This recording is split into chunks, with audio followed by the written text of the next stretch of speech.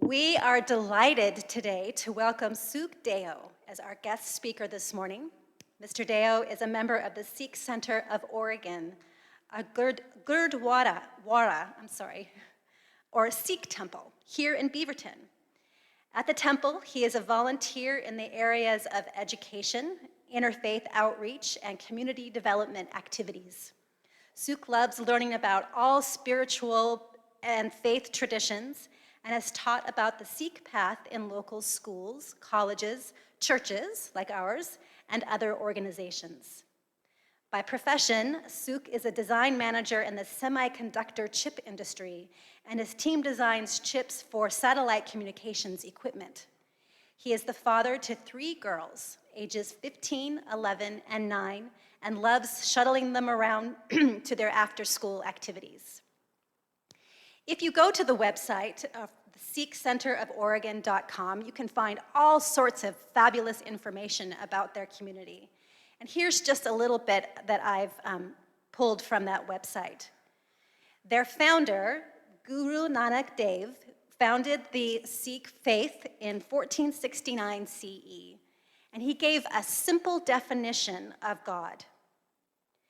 One supreme being, truth eternal, the creator, all-pervading, without fear, no rancor, beyond time, self-existent. Truth in the beginning. He is truth now and always will be truth. Sounds like we have a lot in common. Also, the Sikh spiritual values are this: truth, love, humility, contentment, forgiveness, righteousness, wisdom, and valor. The Sikhs pray for the best wishes for all of humanity, and the Sikhs find fulfillment and joy in life by serving and loving God's creation. So without further ado, I would like to welcome Sukh Deo, and please listen with open hearts and open minds. Thank you. Good morning. Thank you for inviting me here today. It's a pleasure to be among you, and as I have been listening to the prayers, I've been touched by how common a lot of our faith and religious traditions are, how we view the spiritual world in so many similar ways. And that's not surprising, because the teachers that showed us this path, whether that be Christ, whether that be Muhammad, whether that be Buddha, whether that be Guru Nanak, they were connected with that eternal source, and their ideas were coming from that source. And that source is one, so that means that all the traditions eventually, they end up being about the same. And it's just the different paths, the different ways, the different traditions that in different time and space people have chosen to practice that, but end goal is all the same. So I'm happy to share. When Reverend JJ contacted me, she asked me to share a little bit of a perspective about how we as a Sikh community has dealt with the COVID pandemic. So I put together a few slides and we'll walk through that. And as we walk through these, I think there will be a little bit more to explore about what the Sikh faith is like. And so let's just go through that.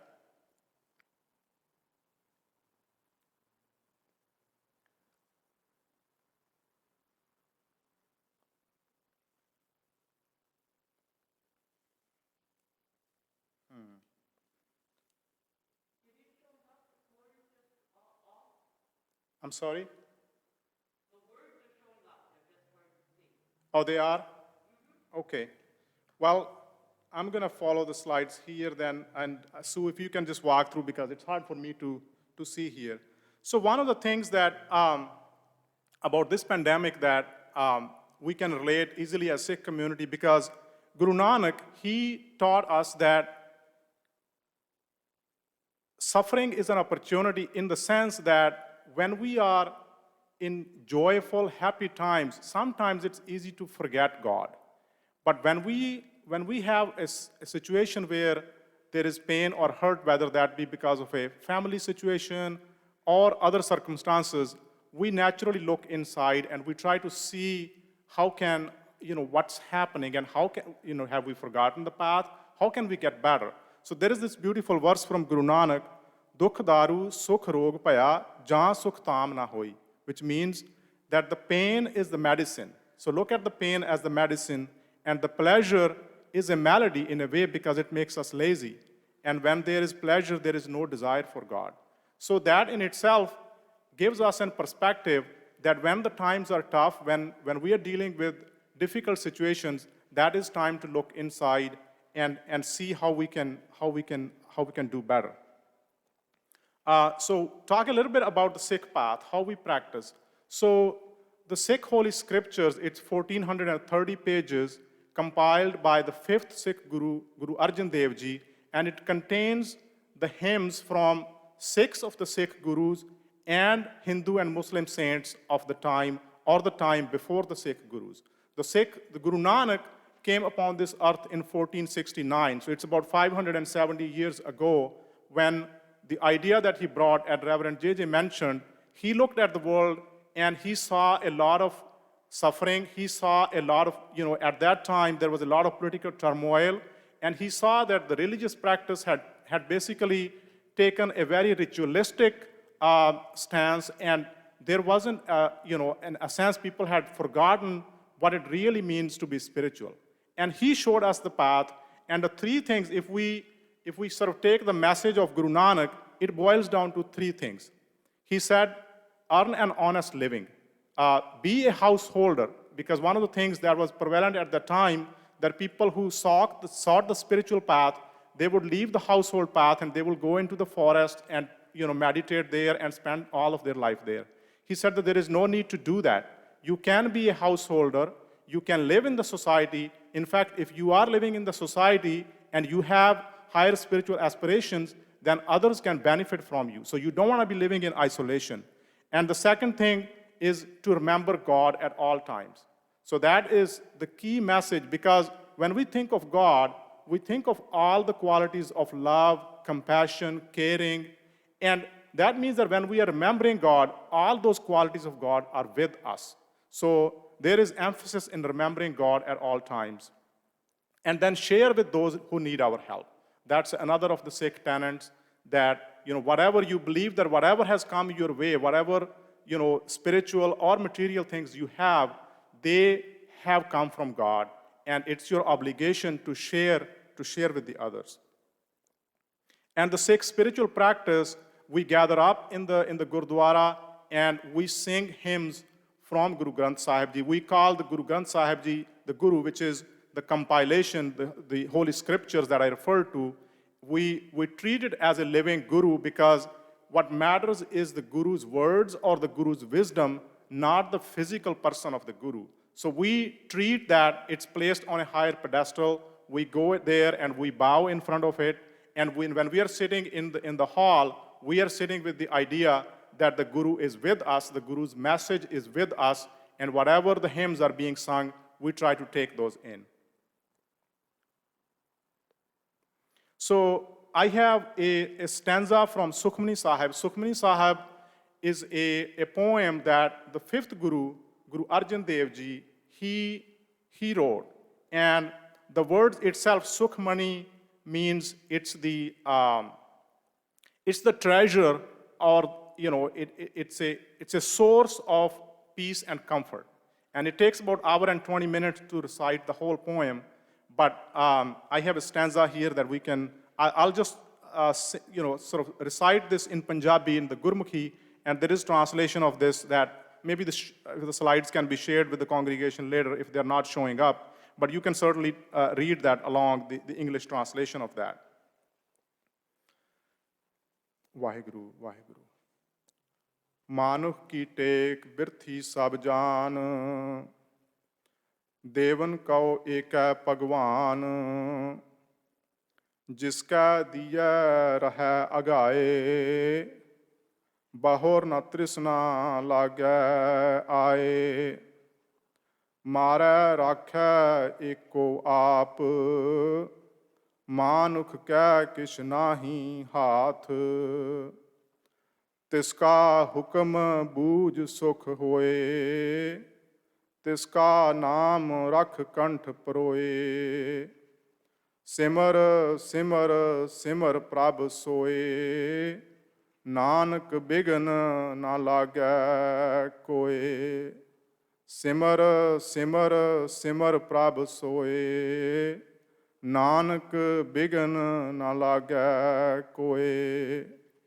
So the last two lines are, remember, remember, remember that Lord, O Nanak, thus no obstacle shall come in thy way.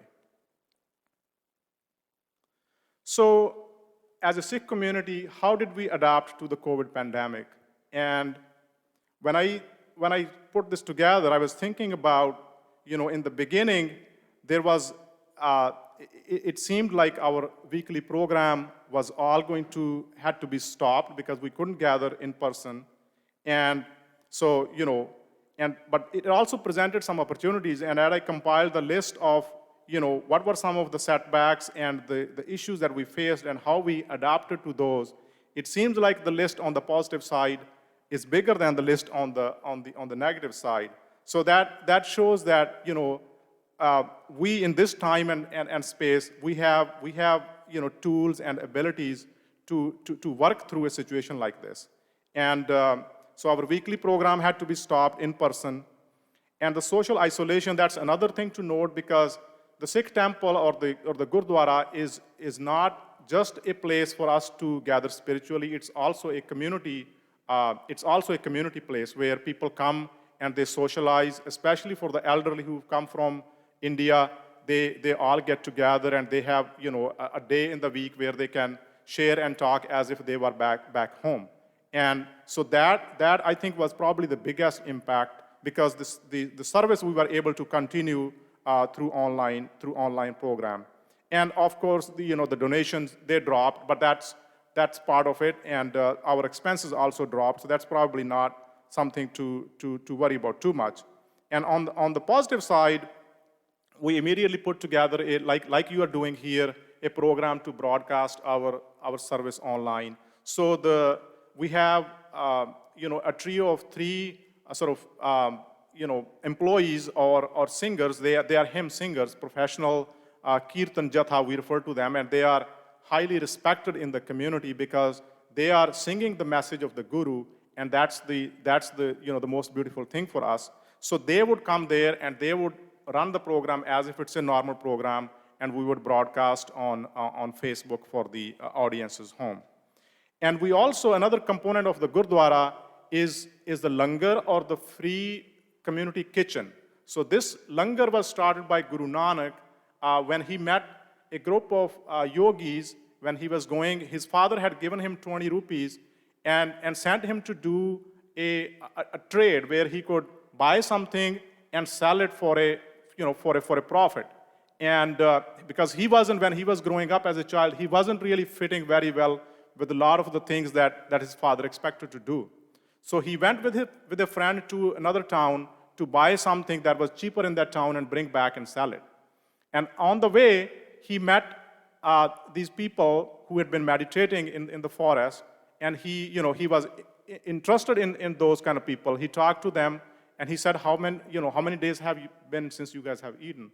And they said that, it's been a few days, but we don't really worry about it. If someone brings us food, we take care of it, but otherwise, we are just doing fine. And he saw the opportunity there immediately to make a profit, as his father had sent. So he went to the town, brought a lot of food, and he cooked for them, and they were happy and well-fed. But when he returned back to his town, his father was very upset. And it's one of those incidents where he had an older sister who stood by him, but he told his father that you asked me to go and do something profitable, and I have done what I felt is the most profitable deed with those 20 rupees, because it'll be helpful. It was helpful here, but it'll be helpful in my eternal life as well. So that started the Langar, or the free food. So all the Gurdwaras, whether here or in India, they have a free kitchen where the volunteers bring the supplies, and they all come together and they prepare the meal. And actually, in the bigger towns, Gurdwara is a place where people who are having hard time, for example, they can go and have a meal 3 times a day. And in the COVID pandemic, in India particularly, when a lot of the migrant workers they had to leave their workplace and go back to their homes. So there were langars set up all along the way to feed those people. If it was not for the langar, they would not have been able to feed. So here we took an opportunity. We've been working with some of the homeless shelters, but when we contacted them, we realized that they really needed support in this time. So there are a group of volunteers in the temple who are really dedicated to this cause. So they prepared meals every Saturday, and they started serving to the homeless shelters. And then we organized a couple of blood drives. We do blood drives in the temple anyways, even in good times, but in the COVID time, it was harder because a lot of the drives were canceled. So we did that. And then time for self-reflection. I think that's also very important, that as circumstances change, you look inside and you see, how can you do better? And one of the practices that we have is that about 6 times in a year, we recite the whole Guru Granth Sahib Ji from beginning to end, and that takes about 2 days if you are doing it continuously. So we take turns, so everyone comes and does it for an hour or 2 hours. And so we mark special occasions like Guru Nanak Dev Ji's birthday or other special occasions. We mark that with that complete recitation at the Gurdwara. So during the COVID time, we found a way to do that online where people would sign up for their slot, and they would, we couldn't complete it in 24 hours because it was hard to figure out exactly. It took us about a week, but that's fine, but that's how we kept that practice going. And another thing that came out of that actually is that some people have started a group where they are keeping this recitation going, continuously throughout the year. So, we find, that we're gonna cover 10 pages in a day, for example, and then we are all at our own time, and then we post update at the end of the week so that everyone is in sync. So when we conclude that as a community, then we'll have a little service to take the message and celebrate that. This is one of the testimonials about the langar that I was talking about. This is a picture that shows the langar being served to the migrant workers when they had to go back to their homes in India.